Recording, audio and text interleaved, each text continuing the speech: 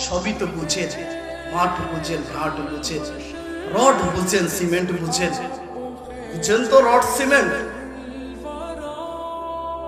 রাগ করেন না, কোন কোম্পানির সিমেন্ট আনলে ভালো হয়, কোন জায়গা থেকে রড আনলে ভালো হবে, কার ভাটার ইট আনলে ভালো হবে, অত্র এলাকায় কোথায় ভালো ভাটা আছে, ওখান থেকে কোন ইটটা আনলে ভালো হবে ওটা বুঝলেন।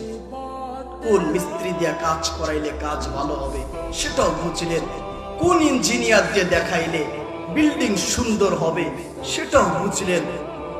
কাঁচা, এখন তো কাঁচা নাই। আমরা যখন ছোট ছিলাম তো দেখতাম কাঁচার মাটি ঘর, তো কাঁচা মাটির ঘর থেকে কেমনে হাফ ওয়াল করা যায় এটাও বুঝেন। হাফ ওয়াল থেকে কেমনে ফুল ওয়াল করতে হয় এটাও বুঝেন। কেমনে টিন সয়া ছাদ দিতে হয় এটাও বুঝেন। কেমনে টাইলস লাগাইতে হয় এটাও বুঝেন। কেমনে মার্বেল পাথর লাগাইতে হয় এটাও বুঝেন।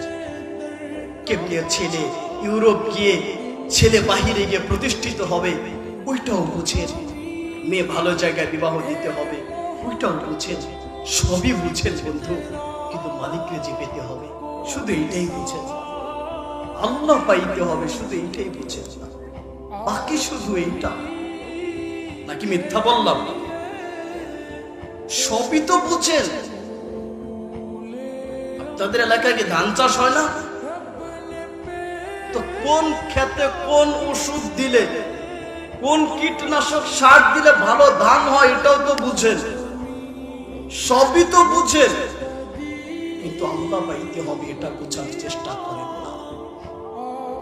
বন্ধু, মুহাম্মদ রাসূলুল্লাহর উম্মত হয়ে যদি আল্লাহ না পাই তো আমাদের মতো কপাল পুরার একটাও নাই।